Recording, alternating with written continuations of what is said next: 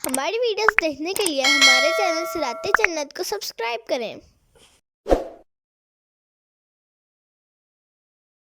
سورہ فتح آیت نمبر 9 کی مزید تفسیر سنتے ہیں۔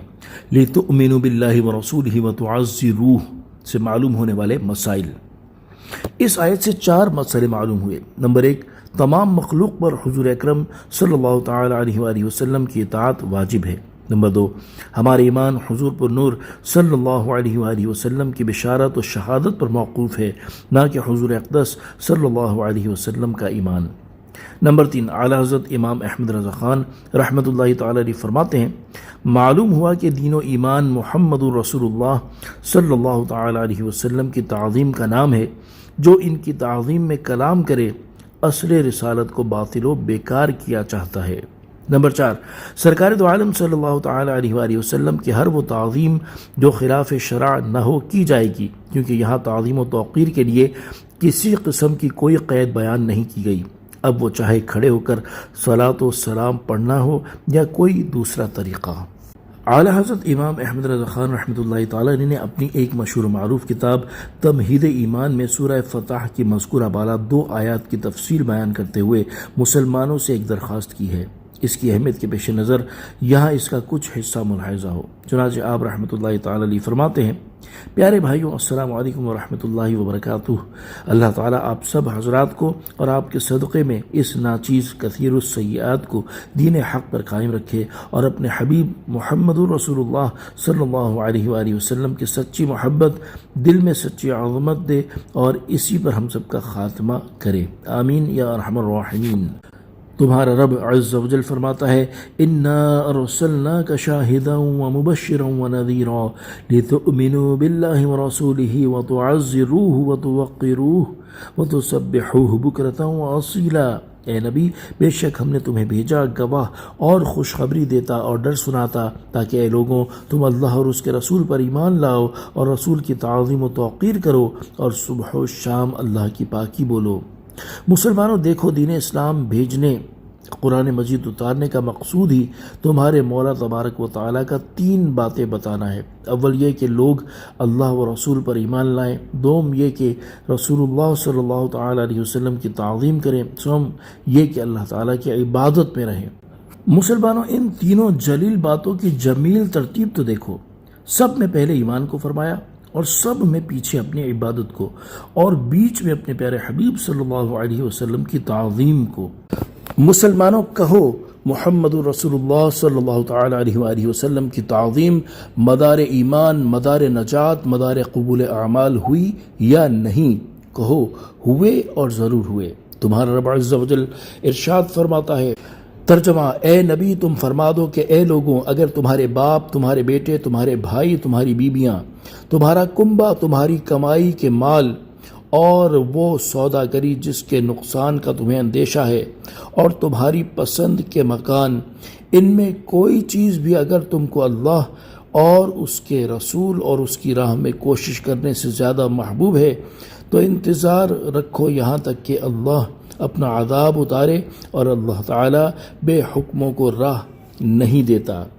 اس آیت سے معلوم ہوا کہ جسے دنیا جہاں میں کوئی معزز، کوئی عزیز، کوئی مال، کوئی چیز اللہ و رسول سے زیادہ محبوب ہو، وہ بارگاہ الہی سے مردود ہے، اسے اللہ تعالیٰ اپنی طرف راہ نہ دے گا، اسے عذاب الہی کے انتظار میں رہنا چاہیے، والعیاذ باللہ تعالیٰ۔ تمہارے پیارے نبی صلی اللہ تعالی علیہ وآلہ وسلم فرماتے ہیں، تم میں کوئی مسلمان نہ ہوگا جب تک میں اسے اس کے ماں باپ، اولاد اور سب آدمیوں سے زیادہ پیارا نہ ہوں، صلی اللہ تعالی علیہ وسلم۔ یہ حدیث صحیح بخاری اور صحیح مسلم میں انس بن مالک انصاری رضی اللہ تعالی عنہ سے ہے۔ اس نے تو یہ بات صاف فرما دی کہ جو حضور اقدس صلی اللہ تعالی علیہ وآلہ وسلم سے زیادہ کسی کو عزیز رکھے ہرگز مسلمان نہیں۔ مسلمانوں، کہو، محمد رسول اللہ صلی اللہ تعالی علیہ وآلہ وسلم کو تمام جہان سے زیادہ محبوب رکھنا مدار ایمان و مدار نجات ہوا یا نہیں؟ کہو، ہوا اور ضرور ہوا۔ قرآن و حدیث ارشاد فرما چکے کہ ایمان کے حقیقی و واقعی ہونے کو دو باتیں ضرور ہیں. نمبر ایک محمد الرسول اللہ صلی اللہ تعالی علیہ وسلم کی تعظیم، اور نمبر دو محمد الرسول اللہ صلی اللہ علیہ وآلہ وسلم کی محبت کو تمام جہان پر تقدیم. تو اس کی آزمائش کا یہ صریح طریقہ ہے کہ تم کو جن لوگوں سے کیسی ہی تعظیم، کتنی ہی عقیدت، کتنی ہی دوستی، کیسی محبت ہو، جیسے تمہارے باپ، تمہارے استاد، تمہارے پیر، تمہارے بھائی، تمہارے احباب، تمہارے اصحاب، تمہارے مولوی، تمہارے حافظ، تمہارے مفتی، تمہارے واعظ وغیرہ وغیرہ، جب وہ محمد الرسول اللہ صلی اللہ علیہ وسلم کی شان اقدس میں گستاخی کریں، اصلاً تمہارے قلب میں ان کی عظمت، ان کی محبت کا نام و نشان نہ رہے، فوراً ان سے الگ ہو جاؤ، دودھ سے مکھی کی طرح نکال کر پھینک دو، ان کی صورت، ان کے نام سے نفرت کھاؤ. پھر نہ تم اپنے رشتے، علاقے، دوستی، الفت کا پاس کرو، نہ اس کی مولویت، شخصیت، بزرگی، فضیلت کو خطرے میں لاؤ کہ آخر میں یہ جو کچھ تھا محمد الرسول اللہ صلی اللہ علیہ وسلم ہی کی غلامی کی بنا پر تھا. جب یہ شخص انہی کی شان میں گستاخ ہوا، پھر ہمیں اس سے کیا علاقہ رہا؟ اس کے جبے عمامے پر کیا جائیں؟ کیا بہت سے یہودی جبے نہیں پہنتے، عمامے نہیں باندھتے؟ اس کے نام، علم و ظاہری فضل کو لے کر کیا کریں؟ کیا بہت سے پادری بکثرت فلسفی بڑے بڑے علوم و فنون نہیں جانتے؟ اور اگر یہ نہیں بلکہ محمد رسول اللہ صلی اللہ علیہ وآلہ وسلم کے مقابل تم نے اس کی بات بنانی چاہی. اس نے حضور سے گستاخی کی اور تم نے اس سے دوستی نبھائی، یا اسے ہر برے سے بدتر برا نہ جانا، یا اسے برا کہنے پر برا مانا، یا اسی قدر کہ تم نے اس امر میں بے پرواہی منائی، یا تمہارے دل میں اس کی طرف سے سخت نفرت نہ آئی، تو للہ اب تم ہی انصاف کر لو کہ تم ایمان کے امتحان میں کہاں پاس ہوئے. قرآن و حدیث نے جس پر حصول ایمان کا مدار رکھا تھا اس سے کتنی دور نکل گئے.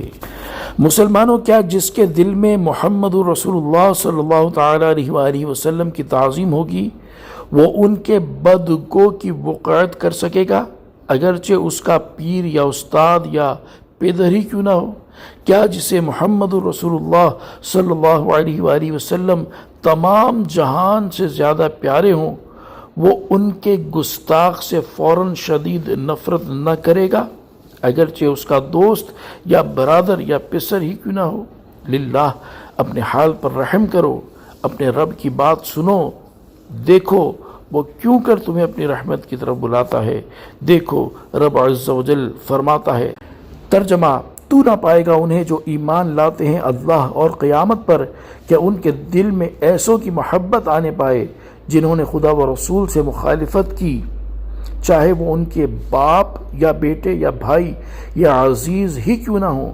یہ ہیں وہ لوگ جن کے دلوں میں اللہ نے ایمان نقش کر دیا اور اپنی طرف کی روح سے ان کی مدد فرمائی، اور انہیں باغوں میں لے جائے گا جن کے نیچے نہریں بہہ رہی ہیں، ہمیشہ رہیں گے ان میں.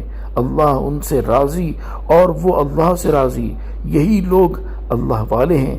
سنتا ہے اللہ والے ہی مراد کو پہنچے.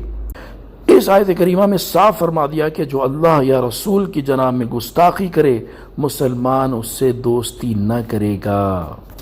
اللہ تبارک و تعالی ہمیں پیارے آقا صلی اللہ تعالی علیہ وآلہ وسلم کی تعظیم و توقیر کرنے اور ان کو ہر چیز سے، ہر رشتے سے، ہر مال سے، ہر دولت سے، ہر چیز سے بڑھ کر محبوب رکھنے کی سعادتیں ہمیں نصیب فرمائے، ان سے محبت کی توفیق عطا فرمائے اور ان پر جان نثار کرنے والا جذبہ عطا فرمائے. آمین بجاہ النبی الکریم صلی اللہ تعالی علیہ وآلہ وسلم.